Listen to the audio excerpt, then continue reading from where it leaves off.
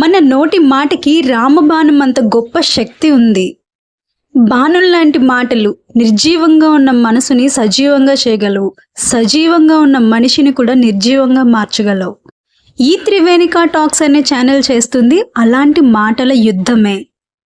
కురుక్షేత్ర యుద్ధంలో శ్రీకృష్ణుడు ఎలాంటి ఆయుధము పట్టలేదు, ఏ యుద్ధము చేయలేదు. కేవలం భగవద్గీతను మాత్రమే బోధించాడు.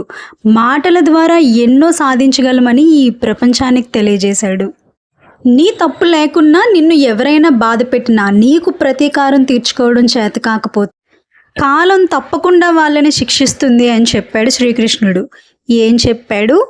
నీకు ప్రతీకారం తీర్చుకోవడం చేత కాకపోతే. అంతేగాని అన్నింటికీ దేవుడే ఉన్నాడు అని చేతులు దులిపేసి కూర్చోమని కాదు, ప్రయత్నించమని దాని అర్థం. మంచి చెడు పుణ్యం పాపం కర్మఫలాలన్నీ మనల్ని వెతుక్కుంటూ వచ్చేస్తాయి.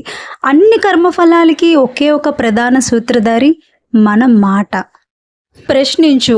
ప్రశ్నించే తత్వం నీలో పెరిగే కొద్దీ నిన్ను కష్టపెట్టే శత్రువుల సంఖ్య పెరుగుతూనే ఉంటుంది. అలాంటి శత్రువులను ఎదుర్కోవడానికి నీకు మనోధైర్యం కావాలి. నీ మనోధైర్యాన్ని చంపి నిన్ను పడగొట్టాలనో చెడగొట్టాలనో మాటల ద్వారానో చేతల ద్వారానో నిన్ను కష్టపెట్టాలని ప్రయత్నిస్తారు. నిన్ను బాధ పెట్టే కష్టాలే అంత మొండివైతే ఆ కష్టాల్ని ఎదుర్కొనే నువ్వు ఇంకెంత మొండిగా తయారవ్వాలో ఒకసారి ఆలోచించు.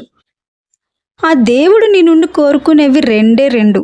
ఒకటి భక్తి అనే ప్రేమ, రెండు సేవ అనే మంచితనం. ఈ రెండు లక్షణాలనే నువ్వు కూడా ఎదుటివారి నుంచి సంపాదించుకోవాలి. సేవ చేయడం అంటే అర్థం నీకు నచ్చినప్పుడు నీకు తోచినంత సహాయం చేయడం కాదు. నిజంగా కష్టాల్లో ఉన్న వాళ్ళని అవసరమైన సమయానికి ఆదుకోవడమే నిజమైన సేవ అంటే.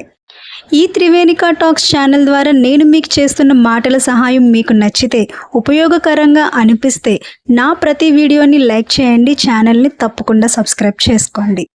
నా మాటలతో వందలాది మందిని నేను మార్చలేకపోవచ్చు. కనీసం ఒక్కరో ఇద్దరో నా మాటలు విని వాళ్ళ జీవితాల్లో ధైర్యాన్ని నింపుకుంటే నాకు అంతకన్నా కావాల్సిందే ఇంకేముంది. ఎదురు చూస్తూ ఉంటాను అలాంటి కామెంట్ కోసం.